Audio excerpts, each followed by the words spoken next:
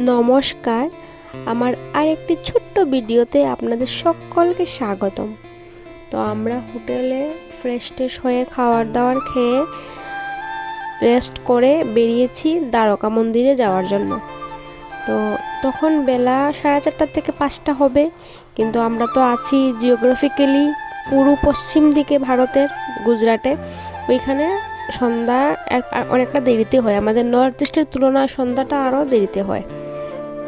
তো তার জন্য 5টা বাজলেও মনে হচ্ছে জাস্ট বিকেল শুরু হয়েছে এমন একটা। হোটেল থেকে 2 মিনিটের রাস্তা হবে দ্বারকাধীশ মন্দিরটা। তো এই সেই মন্দির যার চূড়াটা আমাদের হোটেলের রুম থেকেও দেখা যাচ্ছিল। এবং এখানে আমরা অনেককে জিজ্ঞাসা করছিলাম, লোকাল যাদেরকে, ওরা বলছিল সন্ধ্যার পরে যখন যাবেন তখন 8টা, 7:30, 8টার দিকে তখন অনেক ভিড় কম থাকবে। সন্ধ্যার সময় আপনারা গোমতী যে নদীটা আছে ওইখানে গিয়ে সন্ধ্যা আরতি দেখতে পারবেন, তারপরে আপনারা মন্দির দর্শন করুন। তো আমরা তাই ভাবলাম আগে গোমতী ঘাটে চলে যাই, এখানে আরতি দর্শন করে তারপর মন্দিরে ঢুকবো। আর ওই গোমতী ঘাটে যাওয়ার সময় এক একটা দোকানের থেকে চোখ ফেরানোর মতো অবস্থা নেই, মানে এত সুন্দর সুন্দর ঠাকুরের মূর্তি, তারপর গুপি ড্রেস, শঙ্খ, বাঁশি, আর কি নেই বলবো, সব আছে, মানে দেখার মতো অপূর্ব সুন্দর। আর এখানেই আছে সেই সুদামা সেতু, যেখানে বর্তমানে সেতুটার মধ্যে একটু কাজ চলছিল, তার জন্য পাশে আমরা যাইনি, সেতুর পাশে দূরের থেকে দেখেছি। আর এখানে তোমার প্রত্যেক সন্ধ্যার সময় এখানে আরতি হয়, তো আমরা এই আরতিটা দর্শন করব, তারপরেই ভিতরে মন্দিরে যাব।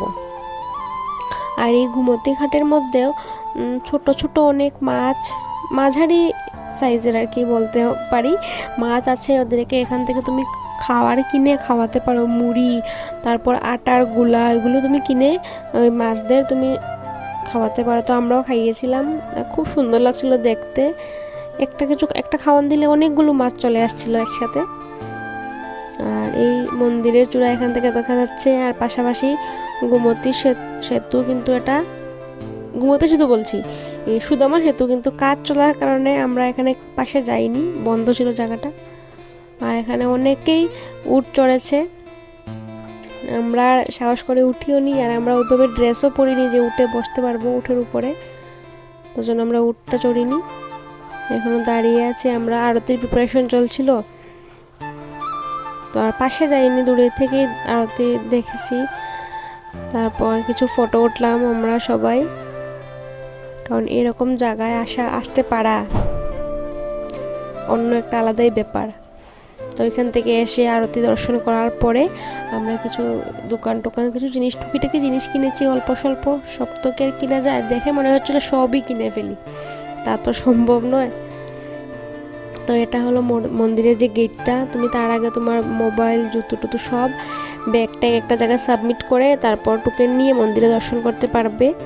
তো ওই দিনকার দ্বারকাধীশ শ্রীকৃষ্ণ প্রভুর সেই ফটোটা আমি অন্য একজনের কাছ থেকে নিয়েছিলাম আর কি, ভাবলাম আপনাদের সবাইকে দর্শন করাই, কারণ ভিতরে ক্যামেরা কিছু এলাও ছিল না।